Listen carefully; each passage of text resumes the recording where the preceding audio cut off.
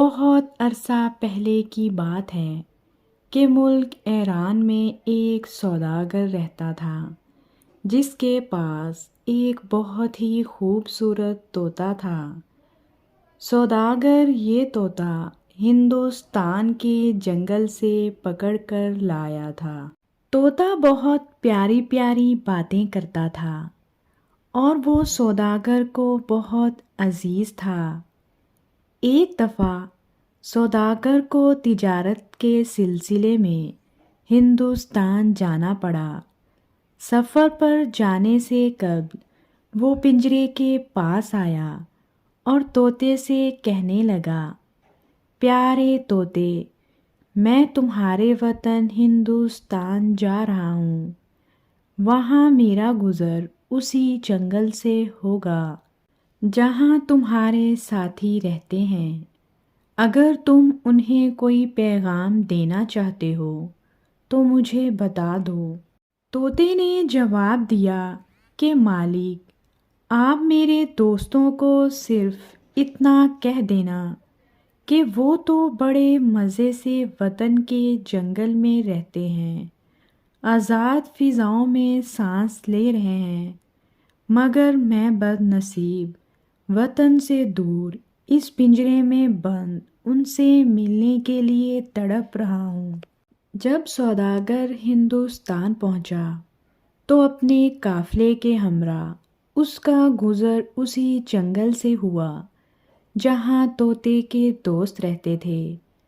وہاں بہت سے خوبصورت طوطے درختوں پر بیٹھے تھے۔ انہیں دیکھ کر سوداگر کو اپنے طوطے کا پیغام یاد آیا اور اس نے بلند آواز میں انہیں وہ پیغام سنا دیا۔ جیسے ہی سوداگر نے اپنی بات ختم کی تو ایک طوطے کی حالت خراب ہو گئی اور درخت کی شاخ سے گر کر دم توڑ دیا۔ یہ دیکھ کر سوداگر کو بہت افسوس ہوا۔ اس نے سوچا کہ شاید یہ میرے طوطے کا قریبی رشتہ دار تھا جو اس کا دردناک پیغام سنتے ہی چل بسا۔ جب سوداگر اپنے وطن پہنچا تو اس نے اپنے طوطے کو اس کے رشتہ دار کی موت کا حال بیان کیا۔ سوداگر کی بات سنتے ہی طوطے نے جھرجھری لی اور پنجرے کے فرش پر گر کر تڑپنے لگا۔ تھوڑی ہی دیر میں اس کی آنکھیں پتھرا گئیں اور جسم بے جان ہو گیا۔ اپنے پیارے طوطے کی موت پر سوداگر بہت غم زدہ ہوا۔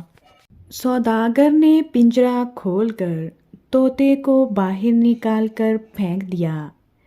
جیسے ہی سوداگر نے طوطے کو پھینکا، طوطے نے پر پھڑ پھڑائے اور قریبی درخت کی شاخ پر جا بیٹھا۔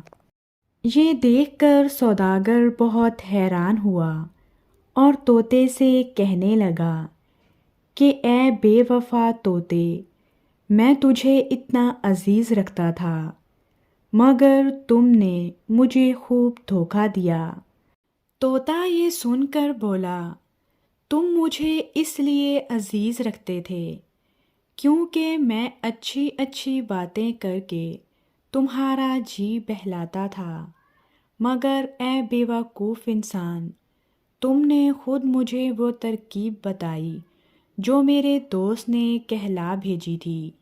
میں نے اس پر عمل کیا اور اس کی طرح مردہ بن گیا، تو تم نے خود مجھے اپنے ہاتھوں سے آزاد کر دیا۔ اب تم خود بتاؤ کہ جب سب کچھ تم نے اپنے ہاتھوں سے کیا ہے تو پھر مجھے برا کیوں کہتے ہو؟ یہ کہتے ہوئے طوطے نے اپنے مالک کو الوداع کہا اور گنگناتا ہوا اپنے وطن روانہ ہو گیا۔ پیارے بچوں، آزادی ایک بہت بڑی نعمت ہے اور اللہ پاک کا خاص فضل و کرم ہے کہ ہم ایک آزاد ملک میں پیدا ہوئے ہیں۔ ہمیں چاہیے کہ ہم اپنے ملک کو صاف ستھرا رکھیں۔